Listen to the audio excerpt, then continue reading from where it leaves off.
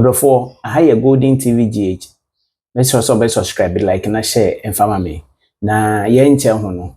Ma yenkopim wo Akonta Mines ene chema Wontumi ahye. Enche bia na minister eba bontin, that is Minister of Lands eba bontin about Galamsey ne hu nsensem.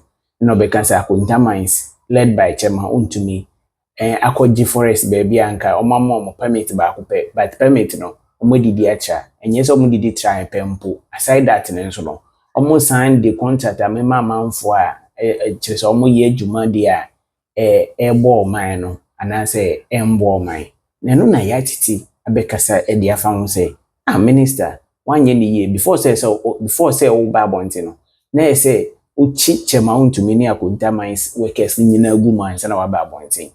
Nana Addo ine ye hwan oye simpa panyin no transe ma chema Wontumi o man ne tumi krata so onko ye forester yaja reservoir yaja dia to hwa man nchirima no so onko say no nti no unim nimbese bekasa bebre mayenko hwe nsema hodo a Yaa Titi eka enano pay ewo ni show ni so. And that me wa Akonta Mines so still because I know we issue press statement enti ene omo press release no meka ya maw now for Minerals Commission and so at the press release so by meka ya no so amaw by wonim say me Akonta Mines obi a wa follow me bia nim say omo issue eba krom hanye ne. But one or two issues to be with moi. And what's the account was them? And only a account was some and they see me patch up me with videos being so able to no one will say Akonta Mines as some and then a chassis. Akonta Mines as some and yan and a chassis. And I no cry a woman will be an person of Becca. Maybe I remember catch on and say, Chama Wontumi a company and a dear. Ah, Chasa one also on in another Danko Kufado and a nakrana.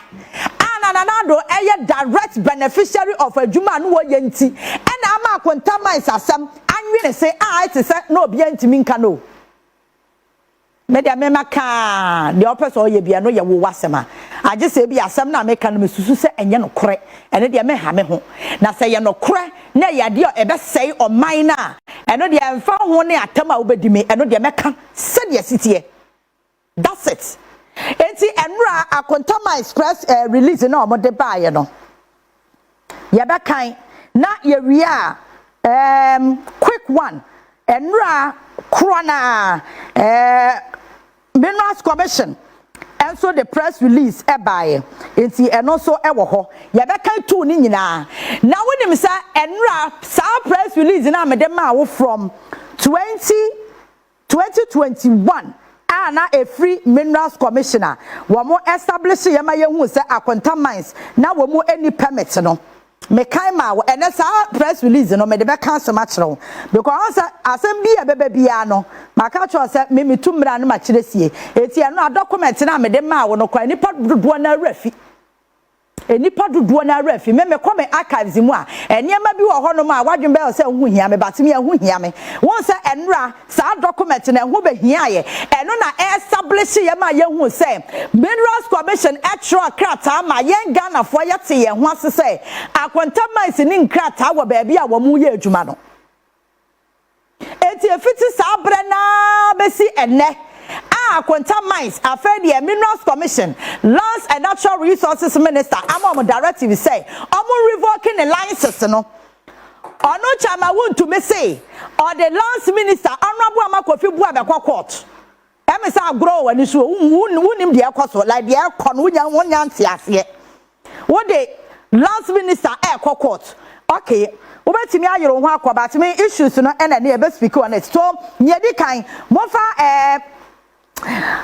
Akonta Mines press release no ento so na ne fact na wachoro wo ho no ye be kan na ye wi a Minerals Commission so press release no omode baaye no eno so ye be kan na se Minerals Commission na wo no ene ma wo hu kwan ema wo kwaye adwuma no se o ma wo kwan you see I say o behave to say kuro ne ye ne dia o behave to say at all costs by force yempo I was so ye adwuma whether oye ni yi o onye ni yi I was so ye adwuma I mean what kind of logic is that etifa enro Akonta Mines press release no eto ho Nyedi na headline dey me fanya. We say Ghanaians must wake up. Yeah, wake up. Mate. We say what we are witnessing today is not a fight against illegal mining. It is a state-sponsored media designed to fool the masses. The government loud proclamation against Galamsey are nothing but noise with no real intent to solve the problem. Instead, they have chosen a convenient scapegoat in Akonta Mines and Wontumi, hoping to deflect blame and silence scrutiny. But facts are scared and the truth must be told. Was it fact 1 year? Akonta Mines hold a legal large-scale mining lease. Akonta Mines is not an illegal miner. The company holds a legal acquired large-scale mining lease approved by the Minerals Commission and ratified by the relevant state institutions. The lease covers clearly defined portions of the Tano Nimri Forest Reserve and not the entire forest as some media houses and government officials have deceptively claimed. Fact 2. Akonta is not currently mining anywhere in Ghana. At this very moment, Akonta Mines is not engaged in active mining operations anywhere in the country. The company has voluntarily paused operations and is focusing instead of environmental restoration, not extraction. The Minerals Commission, the Yifriso. Yeah, kind of Akonta Mines said yeah, what they buy. Fact 3 was say Akonta is undertaking national model reclamation. Rather than exploiting the land, Akonta is leading by example. The company has planted over 16,000 coconut trees on previously mined land as part of massive reclamation initiative. In a country where most companies abandon degraded land, Akonta is investing in regeneration, sustainability, and community development. Fact 4. No machine seized is traced to Akonta. None of the equipment or excavators allegedly seized in the recent Summer Boy operation has been identified as belonging to Akonta Mines. If a company was truly behind illegal mining, its machines, branding, or records will show. But there is zero evidence linking Akonta to these machines. Fact 5. None of the 26 arrested Galamseyers work for Akonta. The 26 individuals arrested in Samnaboy have not and are not workers of Akonta Mines. They have made no such claims and no documentation linked them to the company in any way. They are unknown to Akonta's HR and operation database. Fact 6. Wontumi is not involved in active mining. As of today, Wontumi is not engaged in mining, directly or indirectly, anywhere in Ghana. He is a licensed large-scale mining expert who understands the legal framework. He knows the risks, the laws, and the severe consequences, and will never risk acts all to engage in illegality, especially when his party is no longer in power. Not as a time I know a Wontumi yan yamafu kromano. Now the party will power and see and no yesa. Once someone will cut and no cry expose him. Wow, what cut and what chrono? Once I expose you. You people, I don't know what is wrong with you. Fact 7. Ghana's mining laws are clear and Akonta has followed them. And the Ghana's Mineral and Mining Act 2006, Act 703, a company must undergo several rigorous stages before acquiring a mining lease, application to the Minerals Commission, environmental impact assessment from EPA, community consultation, ministerial approval, ratification of lease. Akonta has gone through all these stages. The lease is legitimate. The documentation is available for inspection. Nothing illegal has been done. Fact 8.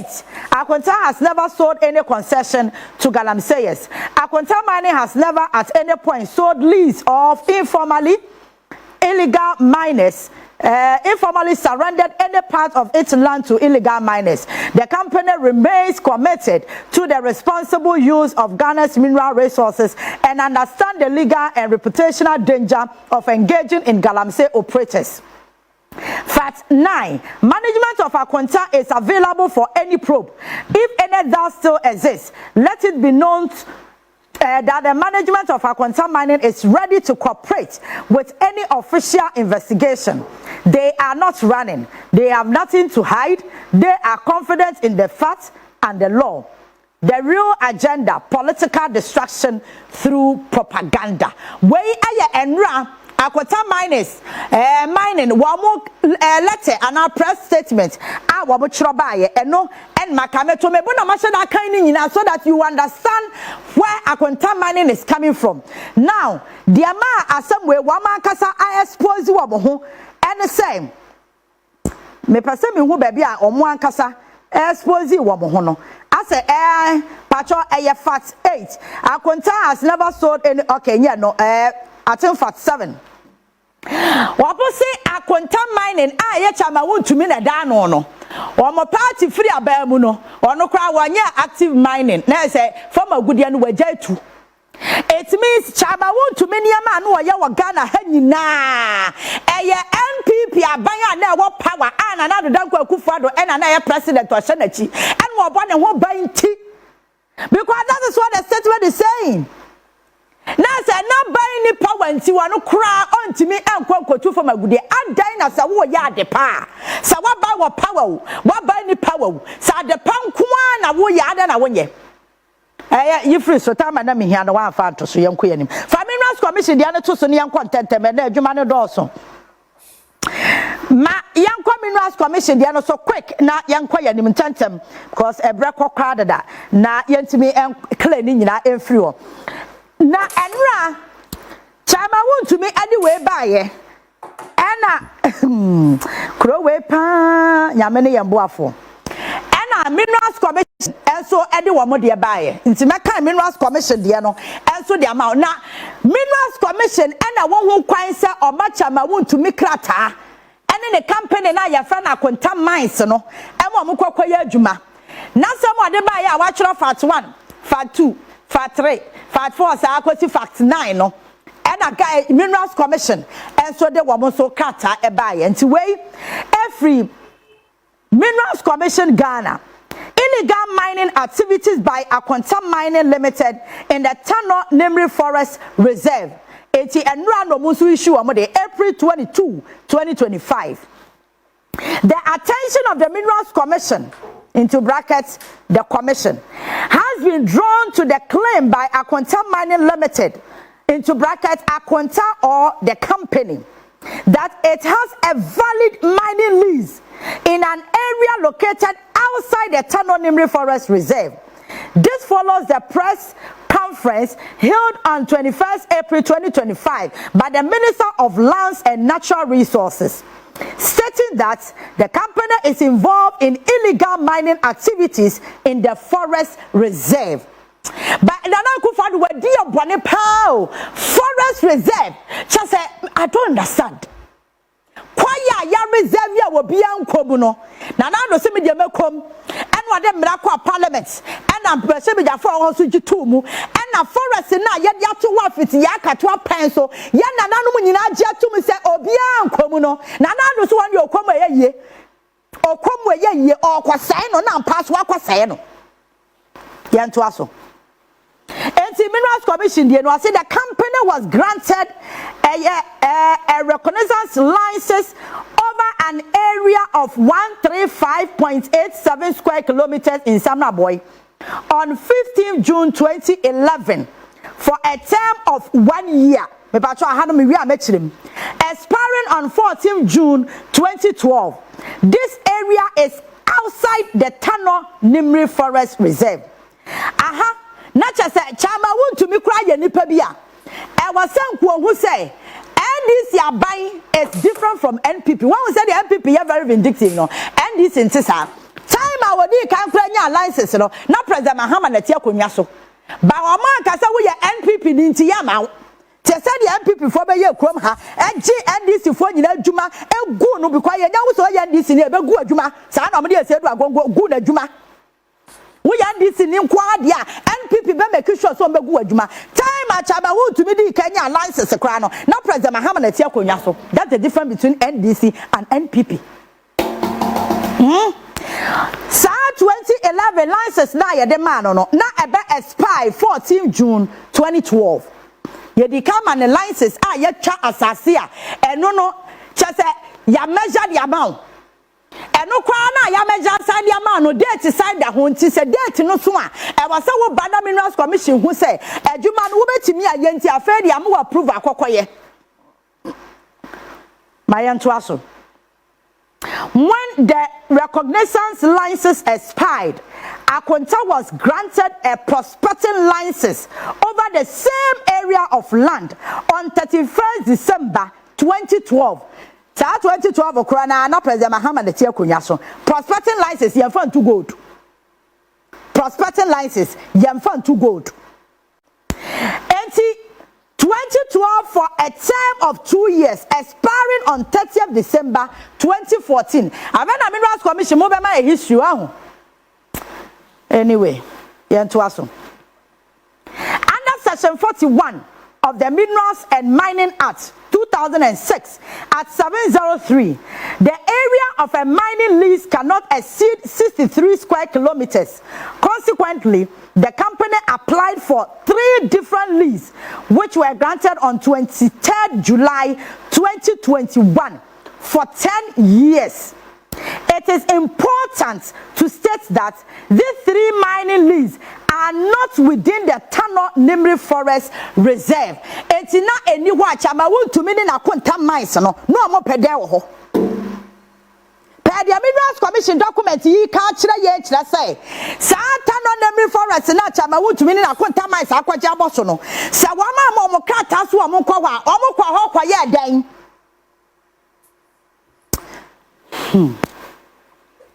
Ghana. Yamini Yambuafo. Akonta 3 mining leases have not been ratified, and the company has no environmental or operating permit. But Akonta Mines release na me kaima usisi ano or klebusa our environmental protection lease. As a EPA amano assessment permit a obetimi aye adwuma Minerals Commission so wabwa oni sa krata no. Enti so Sefat 3 or Sefat 4 say one of Akonta Mines release no the abane. It's been defeated by this press release from the Minerals Commission. Our records show that Akonta applied for a prospecting license to prospect for minerals in the Tano Nimri Forest Reserve.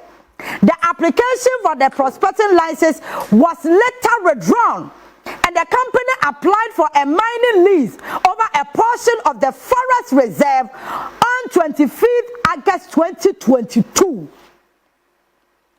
Mineral Commission's krata say Akonta Mines se chiro krata wa mama prospecting license no obi anim sa prospecting yemfa ntu gold yase kwahwehwe ho se wo benya gold wa yenka sa excavator kosim. And what you call was pre a mining lease, no, the application was withdrawn.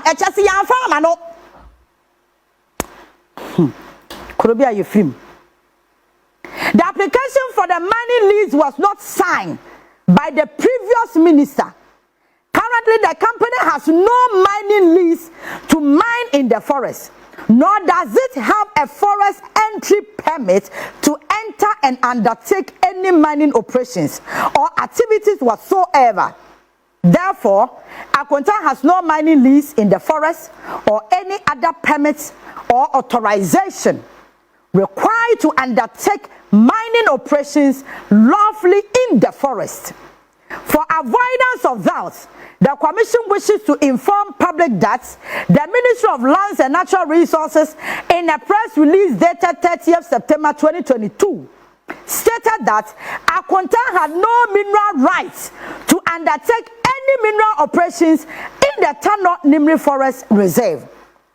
It is important to note that for the lawful mining operations to be undertaken, the company must have a ratified mining lease, B, an environmental permit issued by the Environmental Protection Authority, and an operating permit issued by the Chief Inspector of Mines of the Commission.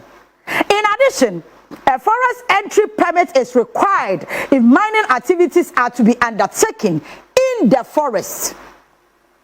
The investigations and subsequent raid conducted by a team of security officials found agents of the company working in the area that is the subject of the company's application for a mining lease as indicated by the coordinates taken from the Tano Nimri Forest Reserve. The commission wishes to inform the public that given Akonta did not have either of the following: all the requisite approval and permits, that's into brackets EPA permits and operating permits needed to engage in any lawful mining in the areas covering the 3 leases located outside the Tano Nimri Forest Reserve. And a mining lease along with all approval and permits required to mine or undertaking any operations lawfully in the Tano Nimri Forest. Hence, any activity or operation conducted in these areas, both inside and outside the forest reserve, constitutes illegal mining. I am from the Minerals Commission. I have just 2 or 3 questions, and I'll be done with this. Then we'll move on to the Chief Justice issue. As some Bisa Minerals Commission, and they say, and now who documents now made the 2 TV no so no. The Amade Maya in 2022, extra say, Akonta Mines in Krata was for the year Juma. Saoba Kaya. Akonta Mines in some way shall say time or money Samates, a timber company be omoko crash here our summer boy. I don't know if you can put a video there. And as I'm come away hey near Ben says Chama Wontumi Akonta Mines, a Juma way now in Krata. And when you Echo, I have no commission Krata about Yenya can be a remedy to TV no somehow. And the Chama Wontumi a Juma na oyeno. And Krata the process I was for firm no not buying a wapa went to one firm. Yay, one firm. Etina make us on one Krata na watchro fat 1, fat 2, fat 3. Why exposing what because one of the facts now all can was or say even Chama Wontumi any Akonta Mines is not in active mining. Abra ne party any power. Anyam nam kayo ewom. Ewa Akonta Mines for na kasa kratem so wama buy free power wama nya mining enti adie na kira say enya no kura say munya active mining but muna mode mo pato ntwa sase ne bia mema other Galamsey so amunya no mo royalties o mo mam no mo mam tip ya enkomo na ye di no investigations akom. I need a video I gave you today where you are not documentary, no. And see the clash between Samates, Akonta Mining, and I could generate this whole issue. Some Nana Addo ya president etiasie ema ya investigate Akonta Mines adwuma oye and opere ne ho no koye PR work Akonta Mines nya illegal mining. And was say Minerals Commission adwuma or say OSP adwuma no woye investigations are na akoso Akonta Mines nyina na do danko akufado and say investigations no he is a cause what you say he is a cause Nana Akufado is the cause of problem ayeka ho asem nyina destruction na akoso of forest ni mu no Nana do danko akufado is a cause because what you say Minerals Commission ya wo adwuma Emma, watch that. Woman in Kata release all the video. Open Krama, my son. Then you hear, Akonta Mines no mukite tour. They were shooting randomly. Release all the be a sound on Agana Fontiasem. Ewabashum. This is a clash between Akonta Mines and Samates. When you see what Ghana Nana Addo no ya president, the commander-in-chief of the Ghana Armed Forces then. Ebe ye PR work. Ede ma Akonta Mines is Akonta Mines in illegal mining.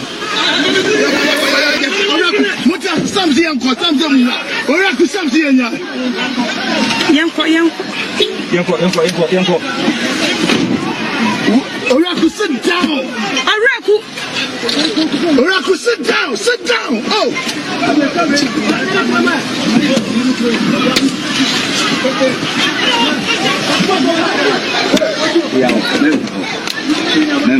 Chena.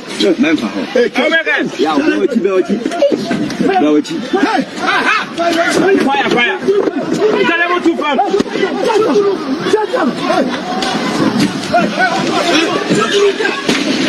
oh, Debbie, out of home.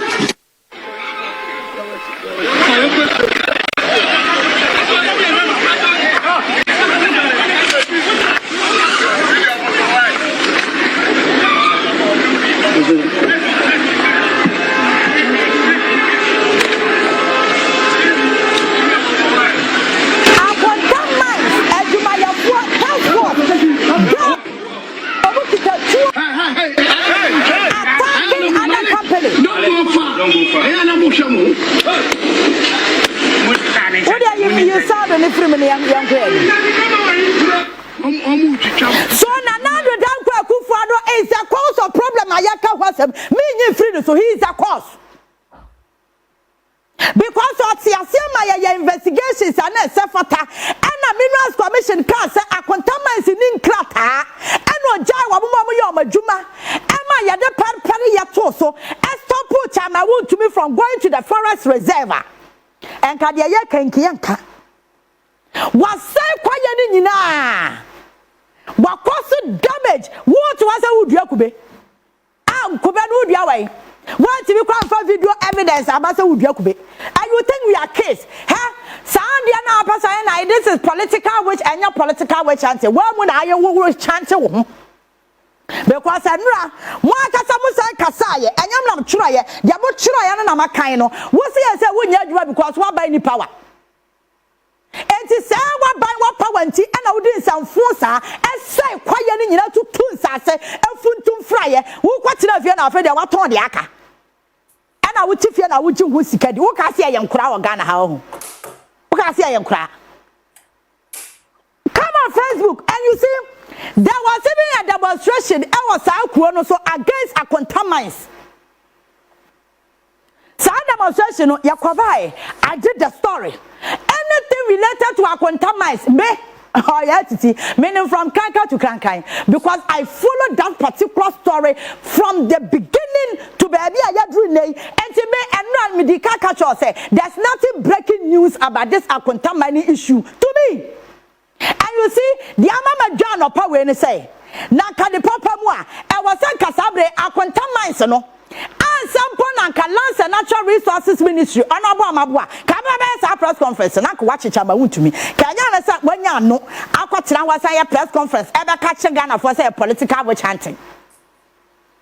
I was saying, which should have cried a press conference and Abaso.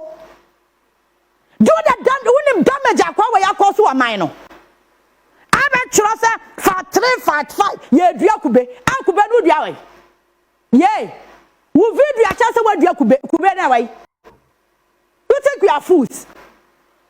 Nana Addo down father and I had the cause of problem. I Kenya, Macan and do. He is the cause. Because Mekachra will say, Nana Addo father was a direct beneficiary of Galamsey. Because a near man was a wire because of benefit and Wonya. Because the Papa one. Minerals Commissioner was no a granting Akonta Mines human or some granting. Even Honorable Abujida Pass, I'm no Lance Natural Resources Minister. One granted permits. I'm Akonta Mines. It's the other no Yajuma. Because he has the backing of the president. He has the backing of the sitting president. Now, sitting president, you come back, could defend they will say, when you're illegal money, then I was away. You get the energy to do it more. I brought it by ye pa never Nana Addo Fado. I tell him for my and then in the first place, it be cross to not this mamma from Rabin Parliament, not forest reserve. Quite young Komudano, mean come to good. Bonabana Ghana for you. Bonia Ghana for ye, Yana see a two Abama Nana Addo, be your president. Bonia ye Nana Addo ever behavior or Ghana had to say on your revenge. Because I did be no be piano, Ghana focus and pa, I felt proud of more. And I'll put my president of the line and I'll vote Galamsey. And meanwhile, who cry was a child who campaign yes on your illegal mining, who's on your illegal mining. It's why I say no, you're nodding. You're nodding. chama Wontumi Akonta Mines no kra expose Akufo-Addo am ye hu say wono na ye cause of Galamsey na eye rampant ana afa ye hu hwe ye no because I will say to wa wo kata mu say wo party ni power nti na wo nya adwuma it means wo party wo power no ti na ade nkwa asem no ti na wo tutu fam wo se kwaye wo tutu nnua tugu samatas ho no mo kwa be sa campaign no ekwan ya chaba Wontumi do am fa so they will tell you samatas is a timber company e wo ho for long e mabunu ye adwuma ho ne ade go and check what chama Wontumi did to that company not buying a war power. We are talking about Akonta Mines today because Nana Addo did not allow structures to work. Because of benefits and what? Because Chama Wontumi na control. What's at the bottom? Yeah, Chama Wontumi can Nana Addo be. Na kanya sa a whole sitting president. We na akwa company biasa mama no. But Nana Addo called to the extra mile to disgrace himself by speaking for Akonta Mines. No, we are under investigations. Said they are not into illegal mining. And then no, and the year do baby a dream. Sasam no, and the year do baby a dream. Let's face facts. Share me two mera metro with ye and ra me ma wo documents na expose Akonta Mines say na juma no ye nyina na ye illegal. Eti na nra mbuafu say Martina you know order so to Minerals Commission ho ye den because under his watch nyama we nyina akoso into order so to ho ye den so NDC mu no ye ni obi a woye expert when it come to mining o bet me head Minerals Commission Azaka China Minerals Commission e ba na nya isi credit na shase deputy CEO se wan oba lawyer bi na ni din shase Martina you see ontimi ntworo sa press release because under his watch and asanyama we nyina akoso enti ontimi ntworo sa press release no onu anim sa ade Akonta Mines ayo man no wa chese wadiyewu and you see sadia na yede politics frafra no chese me dwakra wo be kasa political witch hunt na our party the power no na want to aso nya adwuma sanya political support and as a political energy na wo de yes anya mahunu na na wa mu no wo party every power na ka want to aso nye wonim sa party ni power nti na wa sha ase na watwitwa na ka wo ka say wo ka so yes smart wo nya smart ba kokra say excavators na ye chie no emu ba kokra no ha wo trazy e kwa Akonta Mines na wo ton ade ba me na me wo me equipment na me se me de ya ade na wo se ba beje wo equipment so the excavators betrays to Akonta Mines as an yakasa ampa won aton ma wo mo ana chesa me dwunu wa amenti ase eniema akoso when me se Galamsey ohun I see it as a criminal enterprise. Galamsey a criminal enterprise. So anybody that I find within that enterprise, you are a criminal. And you should be done with. And you are going to you.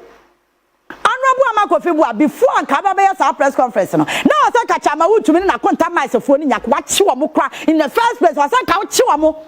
Na ka wonya no metera wo ba me na political witch hunting na me kra ma ba free power me nya adwuma unya adwuma Ghana samahu enti ma ban na we power metimi ye dia me pa bia ma ban na we power metimi sei kuro no Nana Addo danko Akufo-Addo wahu wadi o man ye wo papa I will say it emphatically wadi ye wo because eniema akoso a wa supervisor no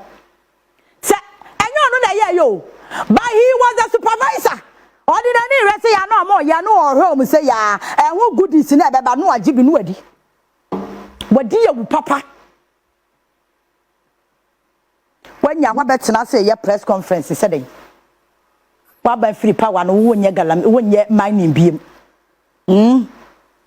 Na say wa na wonim say bone na wudi.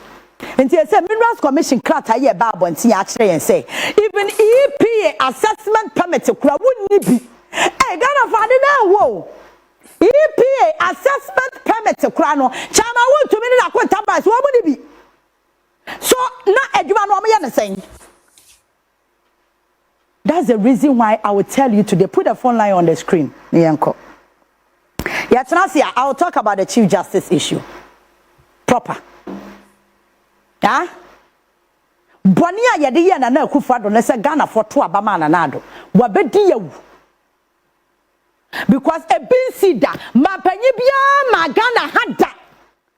Ah, timi bani tiri say yakwaya na obia nkom no. Me da me pese me kom. Enye se wakom kwa akwaya ne ma papa. O kom akwadi bone. Yay! Enti me pese me bisa sa 137 NDC MPs ne say sa law no ba parliament no. Ah, ye G2 mu a ye di forest reserve no ye bie kwan sa afedi e chama Wontumi ne nkrofo nyina nwuram enkotu na mo wai. Where were you? Ni atimede at the full say yakọ parliament ni agiatum na yakwaya afiti yakatwa penso ma panyi bia president Akufo ebetina konwas even Rollins ano ye soja ni kuro bebu man wankwa yakwayem.